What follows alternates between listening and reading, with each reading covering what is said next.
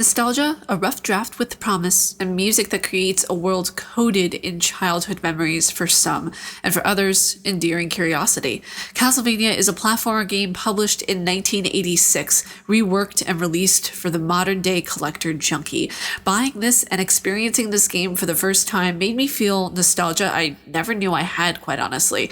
This game sunk its teeth into my 2022 and showed a lot of us that gaming origins never died with the times. What's going on, you guys? It's your Huggable Hipster here, and welcome back to the reviews. This is technically not a review. It's a first impression / op-ed piece, so I don't want to hear it in the comments, okay? I'm just prepping because a lot of people don't exactly know the difference between op-eds, news piece, review pieces, all that kind of stuff.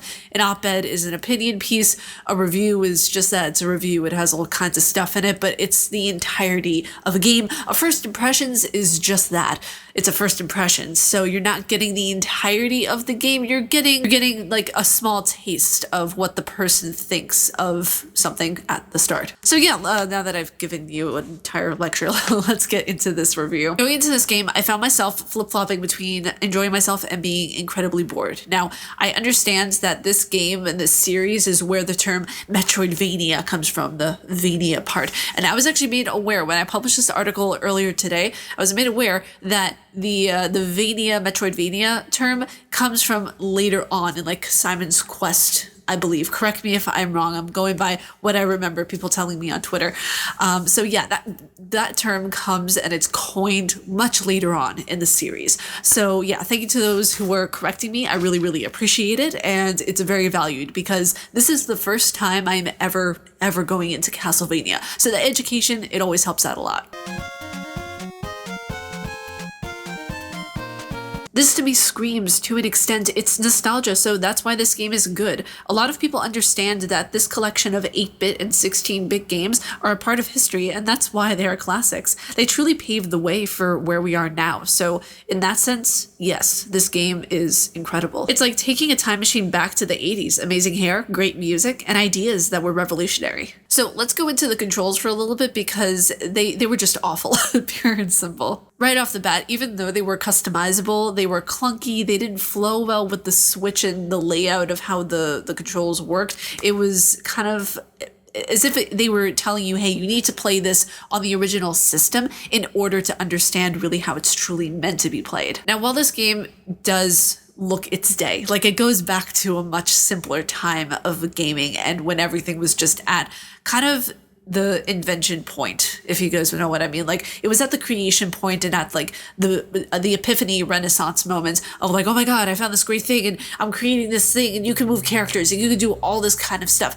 Now granted, there were games back in the day like Pong and all those kinds of things, Pac-Man, but this was the first time, at least in my opinion, that I feel like a video game really had a story, besides Sweet Home, that was made also in the same year that this came out in 1986. So far, this game, to me at least, is very bland, and I feel like the reputation of how it's aged historically is what made the game age well, not because the game is actually good. If we look at this logically and honestly, and now that we're in some of the most technologically advanced stages of mankind currently nowadays, I feel like whenever we go into gaming, we see that Castlevania literally has no story, at least to me, besides the fact that you are basically a vampire hunter going after Dracula. That's what the crux of it all is, from what I'm seeing. Your only weapon is a whip, and the only way that you can heal yourself is getting meat from the walls. Tasty. At the end of this day, the game is a classic. Why? Because it's the stepping stone for games like Ori and the Blind Forest, Ender Lilies, and many more. I can't wait to continue this game and the franchise to see how the game and its world progress. Making these games available for a person in this era is fundamentally important in understanding gaming history and where a lot of the titles we love came from. Castlevania sired a new legacy into existence, one that will impact generations to come. But you guys, that was it for today's review on Castlevania. Let me know your thoughts down in the comments below. I'm going to be reviewing all the games, so at different points of my review stages, I'm just going to include like, you know, a title from Castlevania here and there. It might not be every review section that I review for like every 5 games, but it'll be in like, you know, most of them. But if you guys like my face and what I do, please be sure to subscribe and hit that bell down below. I make videos here every day on YouTube. May you find your worth in the waking world, dear hunter, and stay casually nerdy. I will see you all in the next video. See you guys.